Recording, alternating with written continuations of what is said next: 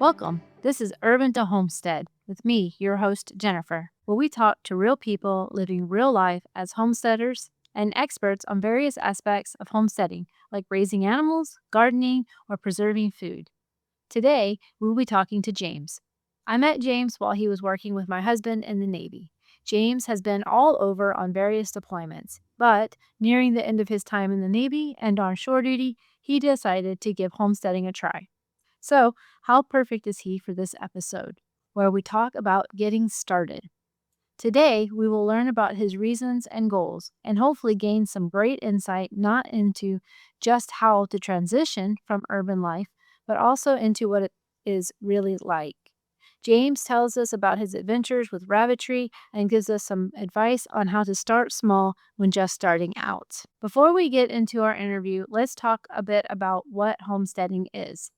The dictionary says, quote, a house, especially a farmhouse, and outbuildings, end quote. But what comes to mind when we say homesteading? People typically think of farms with a few chickens and a garden and make everything from scratch, essentially being as self sufficient as possible. In my opinion, homesteading is a spectrum. You can homestead anywhere. You don't have to be in the middle of acreage, living off the grid, washing your clothes in the river. You can start being self sufficient where you are. So now, let's hear from James. Today, we're interviewing James Blue. He's here with us.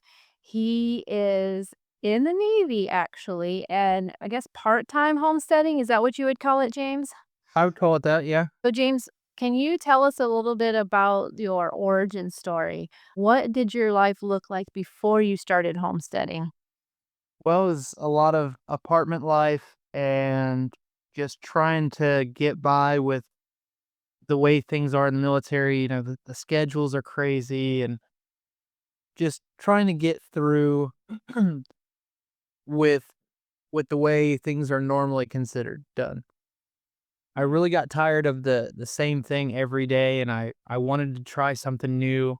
I started looking into small scale homesteading, and it was a really cool experience. What was it about homestead?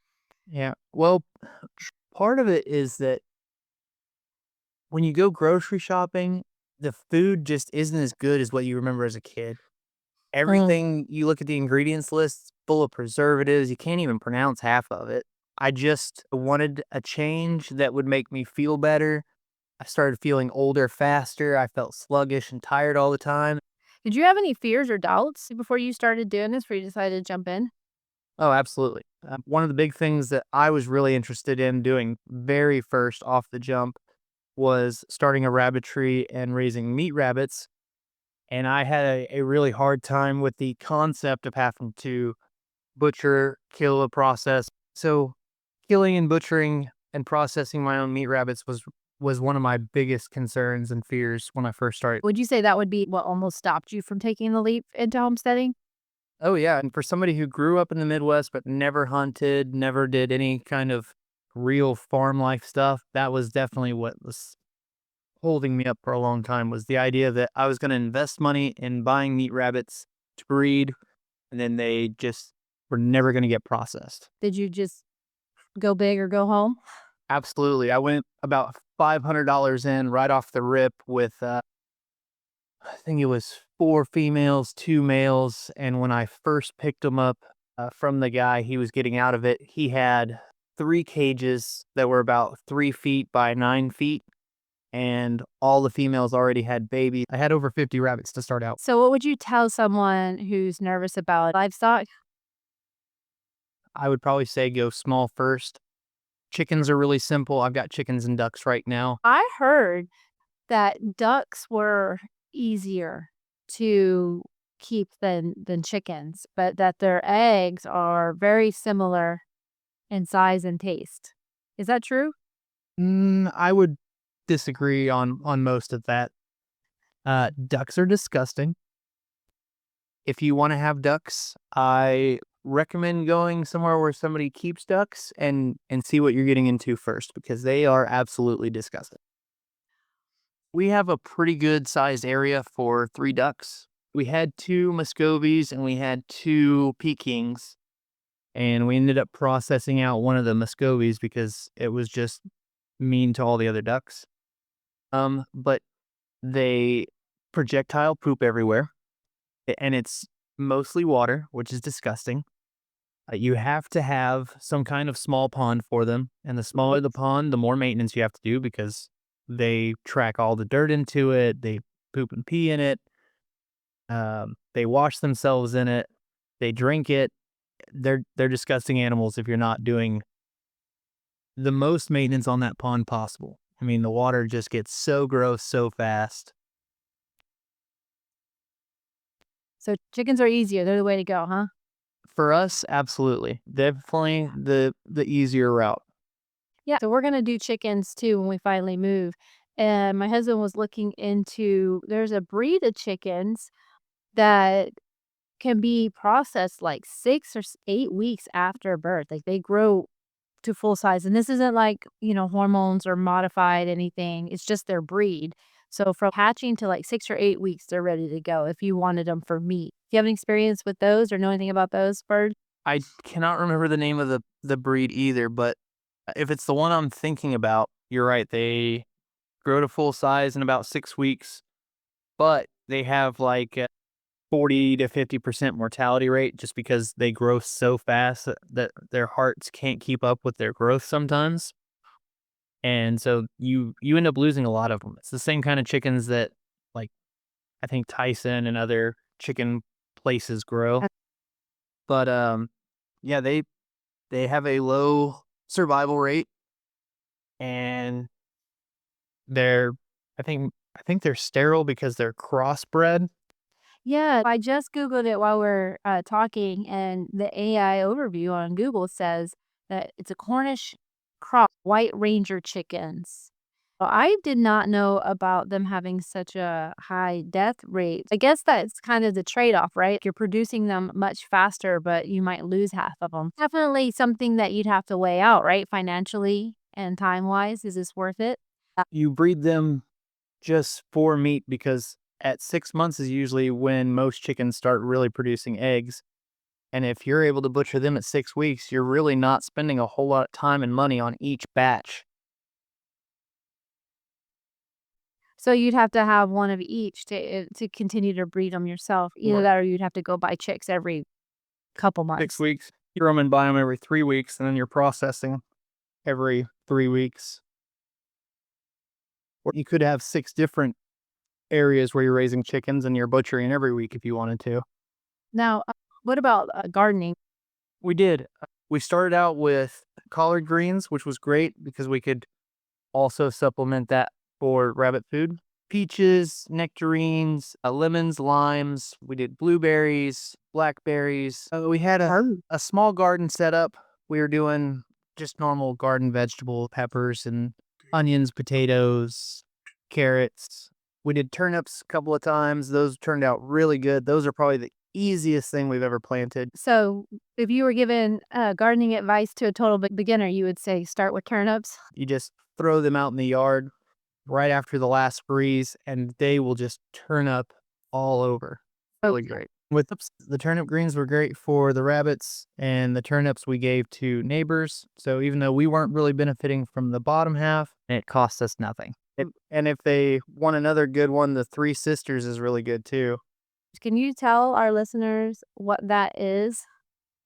So a lot of people do corn, and then they do some kind of bean, some kind of vining vegetable, so that a way that it can grow up the corn stalk. They typically don't fight for the same nutritional value in the soil.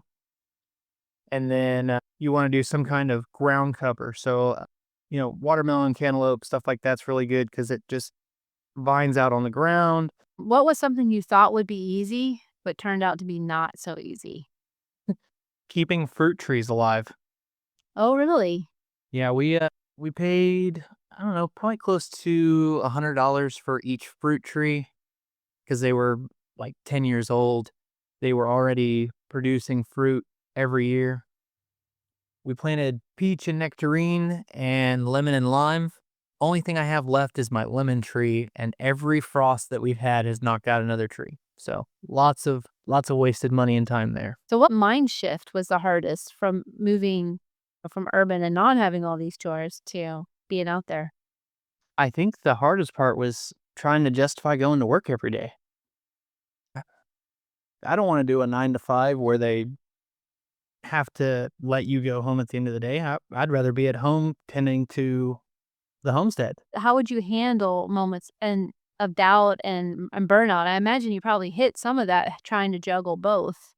Oh yeah, it's really fun when your friends are like, "Hey, what are you doing tonight?" And you're like, "Oh, we got to go take care of the homestead." Yeah, bunnies are a calling. I guess your friend life took a little bit of a hit.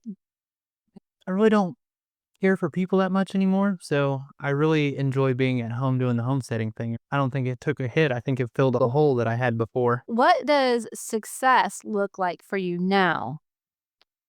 Well, I think success for me now would be owning a bigger property, expanding to honeybees, actually having a larger area set aside for gardening, and not having to work the 9 to 5 route to take care of the bills. I'd really love for my homestead and retirement to basically create a stress-free life where that's all I have to worry about is taking care of the animals, taking care of the farm. What advice would you give to someone who's in their first 6 months? Keep going. You gotta fail a few times before you're really successful, and that's how you keep yourself successful.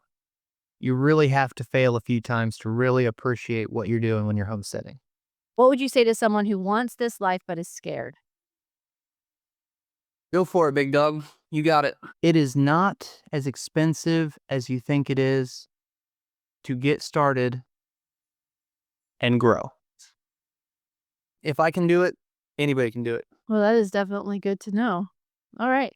Well, James, thank you so much for doing this interview with me. And I really hope to set up something here soon to dive into some of these topics a little bit deeper. Absolutely. Let me know. This was a great interview, and James had plenty to offer in regards to what a beginner homesteader can expect. Not everyone will jump right into any kind of animal husbandry, but it seems that if you do, rabbits and chickens are a great starting point. I love the fact that not only did James and his wife start their journey while he's still on active duty, but they also did it on less than an acre of land just outside of town. I appreciated James's attitude of, yes, try to prepare, but also you have to start somewhere. So just jump in and start. I like the way he spoke about failing forward and that homesteading will have failures, but you should learn from those failures. I think that was an important takeaway from this interview because so much of homesteading is trial and error. Also, his idea of starting small, like getting a chicken and seeing how you like it. I liked his life view and advice on processing the rabbits.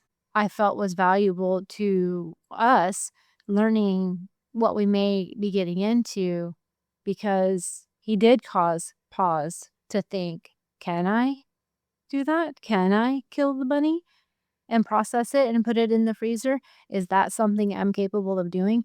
These are important questions to ask yourself when you are deciding to start your adventure and the lifestyle of homesteading. So go ahead and subscribe so that you don't miss out on the next episode where we will dive a little deeper into the how to's and how don'ts of homesteading.